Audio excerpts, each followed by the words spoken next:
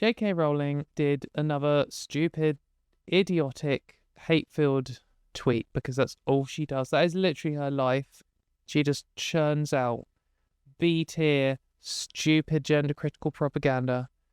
And then Boy George, the 80s musician, responded to her.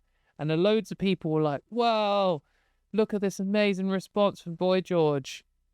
And I thought I'd comment on it because obviously JK Rowling is terrible.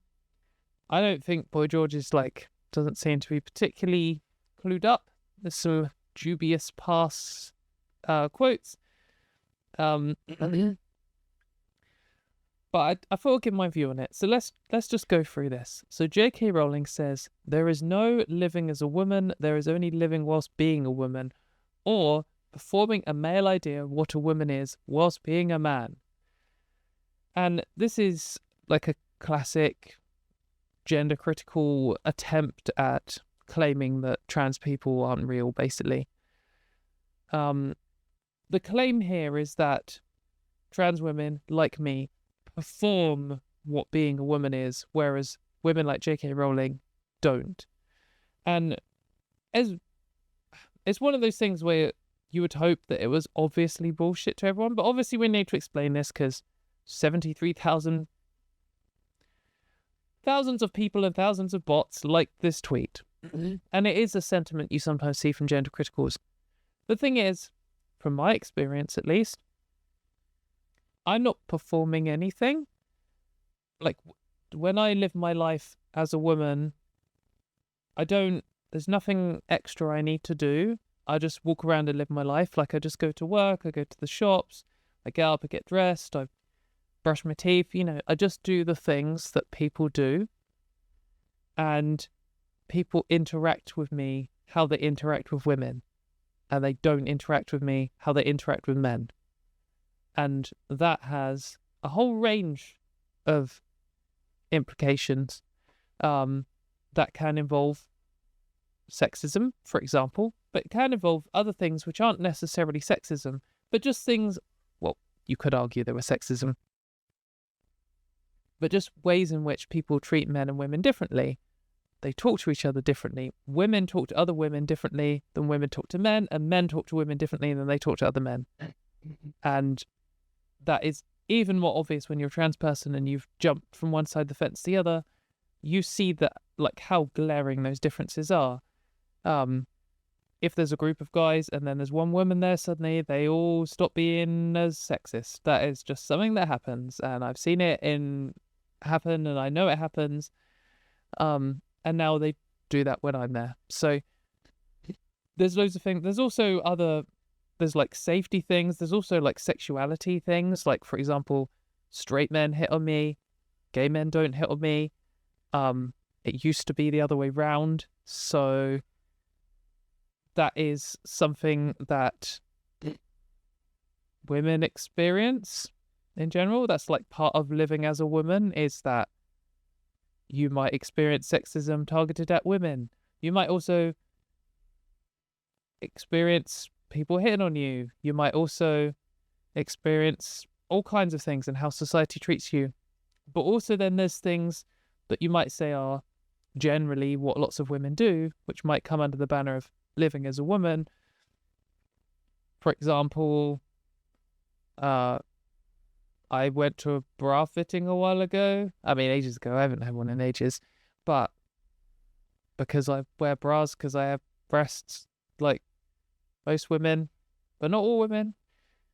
And unlike most men, but not all men. But that is a thing. That there's no performance required for any of this. I just go through life just existing, doing things. I will in the future need breast cancer screenings, which is something women in the UK get and men don't get by default.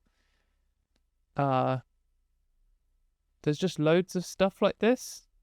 I mean, there's even if you want to get more specific into biology, there's things like I smell different to men and I smell like other women because hormones is the thing that changes your smell. And you might be like, how is that living like a woman or whatever? But if you walk in a room full of sweaty men and you're a woman, you know, you smell it straight away. And that's because of how hormones affect both your smell and how your sense of smell works. And that's one of the things that people notice in transition is they smell different and they smell other things differently.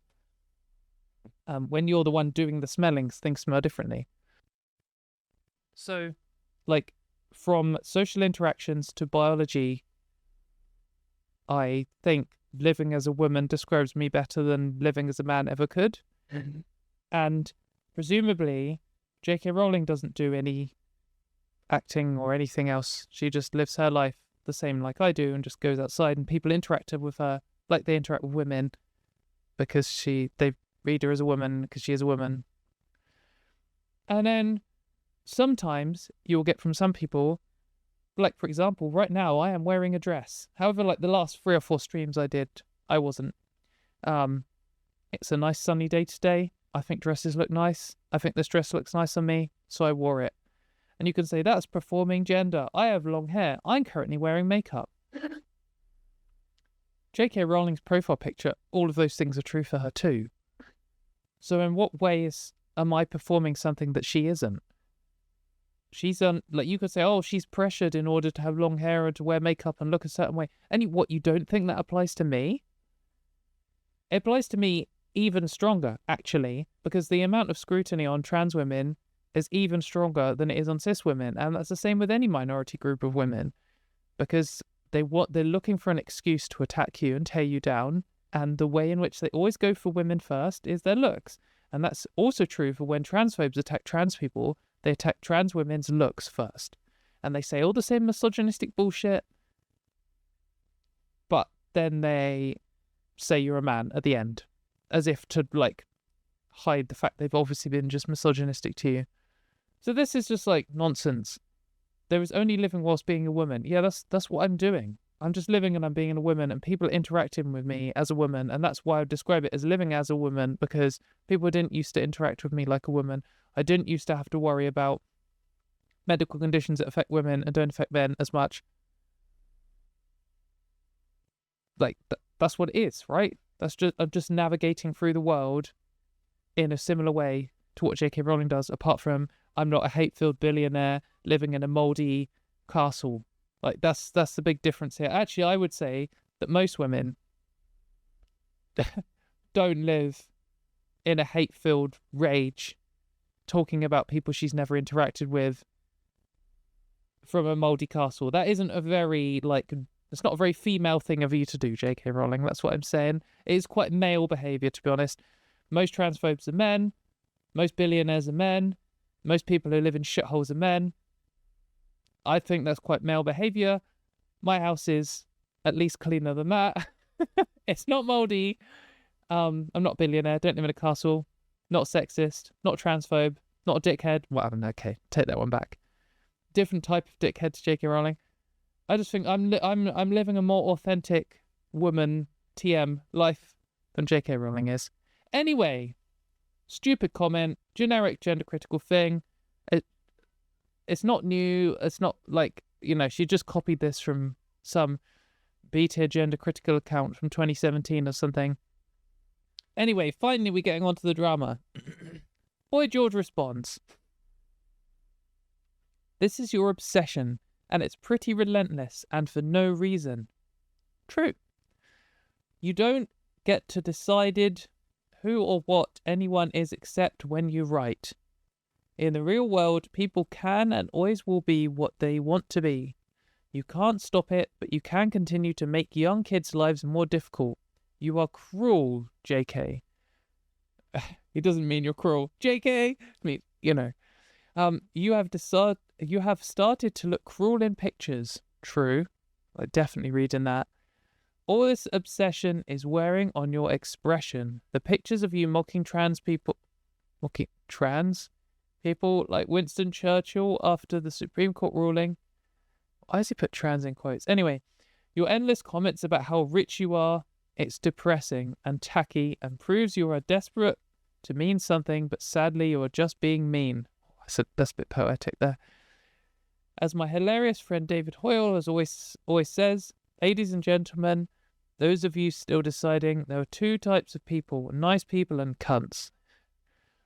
I do not expect any positive response from you and will continue to be supported by women who see you as some kind of gender hero. Women are cringe. Women are not better than men and men are not better than women. Okay, did both sides. As a man, a biological one, rah. I have no issue with a girl becoming a boy or the other way round. As a gay man who has worn makeup since 14, I had lived my entire life feeling awkward and afraid using male public toilets. It's not easy being different, and you're only making it harder. True. That is a relevant experience that he'd give. I support him saying that. Why don't you buy a nice Scottish island or a farm and start a JK commune for traumatised TERFs? Or listen to your fellow Scot, Sydney Banks, and he will hopefully help you understand this is all in your head. A YouTube link we're not going to click on. Whatever. When I saw people saying that Boy George had dunked on JK Rowling, I was like, isn't he gender critical though? That's what I remembered. So I looked it up, and there's this article from 2020 from Pink News. This article goes pretty hard, by the way. So it says, trans people are being murdered every week, but disgraced singer Boy George still thinks people want to be offended over gender issues. And it starts. This is so brutal. The convicted criminal, George O'Dowd, more popularly known as Boy George, has said that people want to be offended over trans issue. George, who maintained some popularity in the post-Me Too era, a full decade after he was jailed for forcibly imprisoning a male escort, spoke about his views on trans issues after facing a backlash in January for declaring pronouns a modern form of attention-seeking. In an interview with the Sunday Times, he said, I even feel uncomfortable trying to explain what I meant. When I was growing up, nobody used the term transgender because it was almost like a medical term. So this transgender thing is new, and for our generation, it's getting our heads around it. But people want to be offended because they think that whatever going on for them is much more important than anything else. But I'll call you what you want. I spent years calling people fake names. Boy George, blah, blah, blah, blah. Let's not forget that everyone's trying to create a moment now. Everyone's a producer, so there's pressure to be more interesting, and you're not interesting enough. Well, what have you got wrong with you? Just a rather ignorant and kind of self-centered take on things. Not as gender critical as I thought. I thought that maybe I'm thinking he was like arguing on Twitter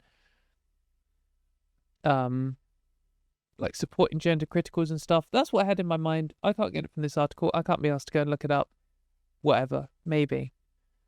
Then then the Pink News. Oh, Julie Binder will like that slip up. Then the Pink News article says, according to Stonewall, that's why I said it. More than 4 in 5 trans young people will have experienced name-calling or abuse. 3 in 5 have experienced threats and intimidation, and more than a third have experienced sexual assault, physical assault. This is what every article on trans people should do, by the way. Like, Pink News is sometimes kind of garbage, but like this article does point out his previous criminal history. Okay, pretty brutal. Warranted. I mean, it's journalism, isn't it? But also, then, after doing an article about how, he's saying, everyone's just attention-seeking, everyone wants to be different, then they just dump a bunch of stats. That, like, every article on trans people should end like that. This is a good article. I've just noticed when you highlight the things, it, like, goes rainbow. That's pretty cool, isn't it?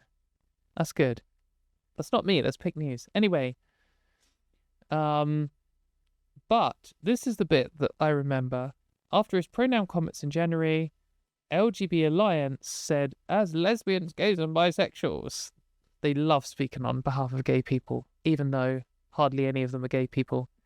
We applaud Boy George for saying what many people think and few say. As the LGB Alliance, we don't have pronouns. All humans have pronouns. That's how language works. Yeah, it's standard bullshit. So LGB Alliance claimed him as one of their own, and now he's saying this. But I think that's kind of good, because I don't think Boy George is very informed. I don't think he really cares to be informed. I don't think... I mean, to me, what it sounds like is trans people started becoming more popular. He's like, "Ooh, what's this?" Like, I've met some trans people before. It's all a bit weird to me. And then it started getting more popular and people asked his opinion on it. And he was like, it's a bit weird to me. Said something stupid. Probably doubled down. But he's not like, he doesn't come across as some kind of ideological, gender critical wacko like JK Rowling at all. I mean, obviously not here, but previously. I think just like a kind of like your stupid dad or your stupid uncle's opinion. They're like, well, it's all a bit weird to me. That kind of, they don't really like it, but they don't really care. They don't really get it. They're not really that invested in it. They'll say something stupid. They'll take some pushback and that'll be it. And if people, that's how I read it anyway. And if people like that are looking at JK Rowling and writing something like this and being like, you come across as a hateful, horrible person, that's kind of positive, I guess. Trying to take some silver lining from this. I think his dunk here is pretty good. I mean, I guess if people really like neutral celebrities from the past dunking on horrible people, this is probably pretty good. You can see why people are saying it was good. That's fine. It's not the most articulate, but then whatever. So my rating overall is 3 stars. Good effort. Obviously it'd be better if Boy George went away and read a load of facts and theory and stuff and came back as a dedicated trans ally on the front line of protest. That'd be amazing. Not going to happen. This is fine. I'm totally fine if people are like, you know what, I'm fucking sick of this, shut up. If that's your position. If this sums up his position right now, that's good. That's where everyone should be. Most people on Earth should be like, fuck my life, why are you still talking about trans people? Shut up, you stupid dickhead, you look like a loser. Fuck off. That should be the angle, because trans issues don't affect anyone who isn't trans. It's a complete waste of our time. As we were talking about earlier, it's sucking energy out of people who could be fighting for more important things. So, yeah, decent response. Yeah, so Hannah in chat says, being cruel should not be the default for all people. Or not being cruel should be the default for all people. Absolutely. JK Rowling is definitely cruel. Like, she isn't just... I don't know what to say, isn't just transphobic, isn't just gender critical. She is those things, and that's partly informed her cruelness, or that informs her cruelness. Like, she's like especially cruel. Like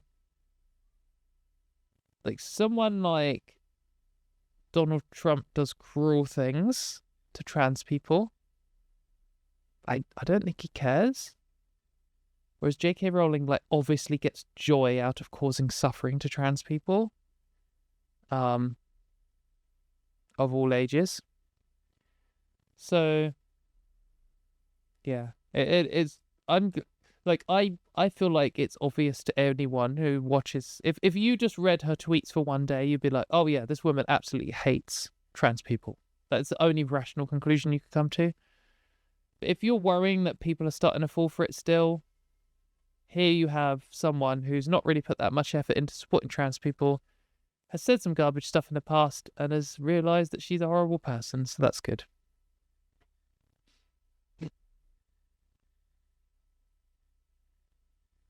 There's a very small piece of me that feels sorry for JK Rowling, because the people who hang around with her, she doesn't really know if they're with her or just for her money or not.